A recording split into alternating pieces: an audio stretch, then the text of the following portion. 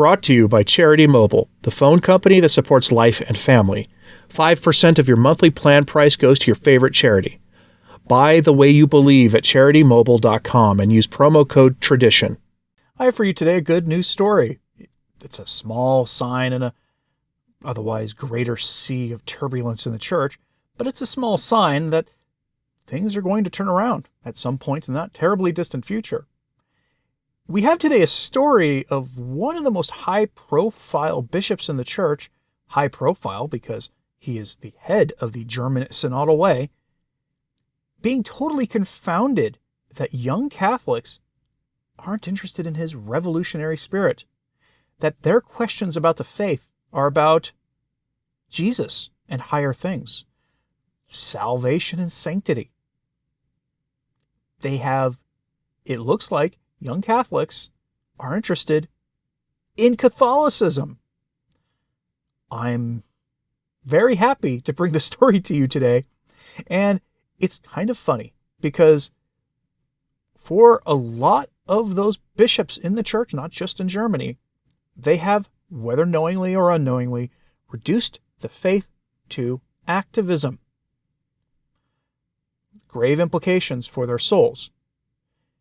But if your view of the faith is activist in nature, if you view the faith as what Pope Francis tells us to go out and do things, if it's materialist in nature with some lip service paid to Jesus, that's a problem. And any bishop in that position, or any priest or any layman, needs to spend a great deal of time in front of the Blessed Sacrament, praying. So please, pray for the soul of this bishop you're about to hear from today. The bishop is Georg Botzing. He is, again, the head of the German synodal way. You might be familiar with the German synodal way. They overtly call for the decentralization of the church, putting laity in charge of dioceses, laity in charge of choosing who gets to be the bishop of their diocese, which is prerogative purely of Rome, but they want that authority for the laity. They want laity to be in charge of who gets into seminary, who gets ordained a priest. They want women at the altar offering the Mass, preaching the Mass. They want the church to change all of its teachings on the morality of the flesh, all those hot-button topics that drive people out of the church, who don't understand that certain faculties we are given with, yes, they cause great joy when used properly in the bond of matrimony, but they're only really to be used there. That they comes with grave responsibilities. They reject that teaching. And they want the church now to reject that teaching. And this bishop is confounded because it turns out young Catholics don't share his opinion. And you might have noticed this around the world. Across the Western world, younger people are being driven into two camps. It is the most, we'll call it schismatic generation in history that I can think of. Because on the one side, about half of them are very radical. They hold to, frankly, total rejection of traditional morality of any kind. And they promote essentially the Marxism of our time. The other side are the most conservative generation in anybody's lifetime, more conservative than the young generation that put Ronald Reagan in the White House. That is going to make for interesting times in the future. And Bishop Botzing is stunned when he came face to face with this reality. So we go to Info Cattolica, a European news outlet, for this brief excerpt from an interview the bishop did on for the Vatican Radio Network. The headline is, Bishop Botzing is surprised that young people do not ask themselves, quote-unquote, their big questions.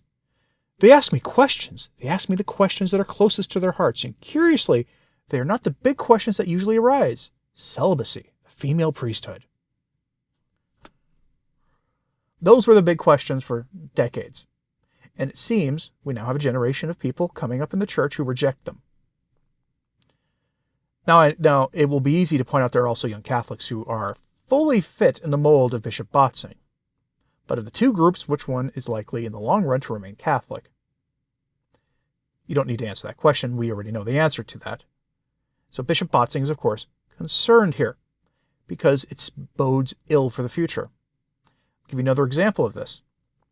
Some months ago, it was revealed that the Heads of the Jesuits are a little concerned about their young seminarians, to the point where they no longer allow them to have access to the internet except for a few hours a day, and they're expressly banned from listening to Catholic podcasts, Catholic YouTube videos, and reading Catholic blogs.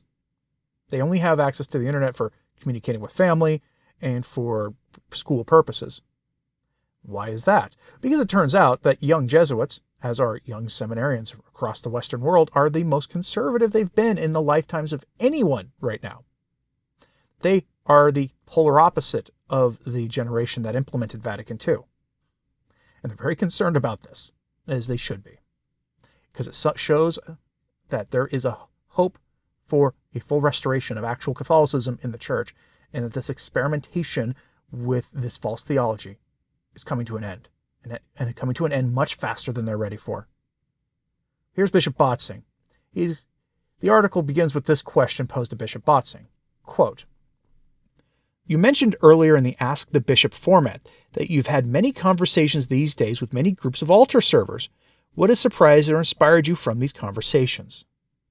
To which Bishop Botzing answered, quote, "Yes, I thought in advance about how I would meet the young people, and I decided I want to meet as many small groups as possible. We celebrate the big religious services together. There are thousands of us here from our diocese, and I visit the groups where they want to meet me. And then they ask me questions. They ask me the questions that are closest to their hearts.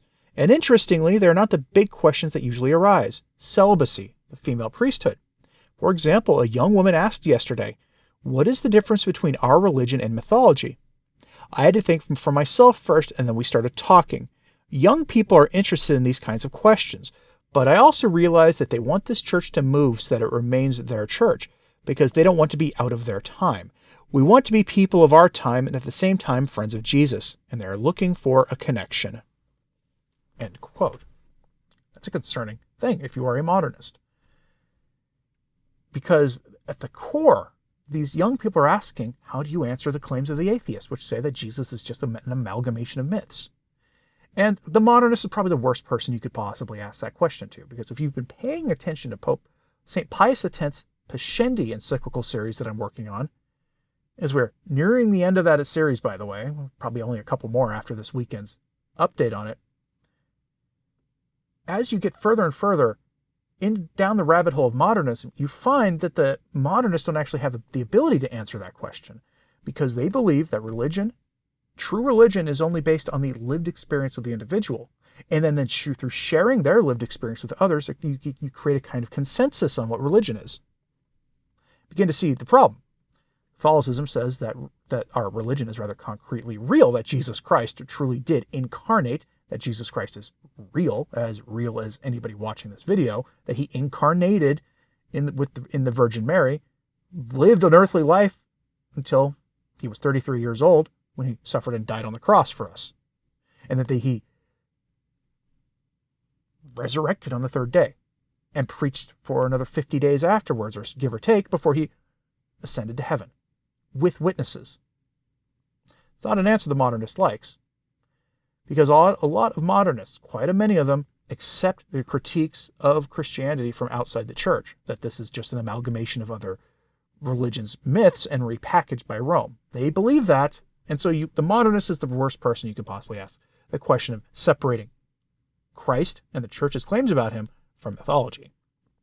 And rather tellingly, he didn't have an answer to that question. They are seeking the truth, and they are seeking the truth without worrying about the weird political partisan stuff going on in the church right now. That's a good sign. I'm curious though, what do you think about this? Do you take this to be a good sign that the faithful, that young faithful, are really asking the big questions about the faith, and that they're grappling with the faith the way you want people to be grappling with it as they make those decisions that every single Catholic has made to believe or not? And in that are you happy that they're doing it not in the terms of the modernists, where it's all just material stuff and framing things in the language of power and equality and all the rest of those secular values?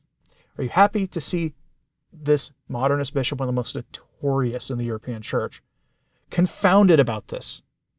Let me know in the comments, please. Hey, like and subscribe if you haven't. It certainly helps. So does sharing this on social media. That helps a lot too. And as always, pray for the church. I'm Anthony Stine. Ave Maria.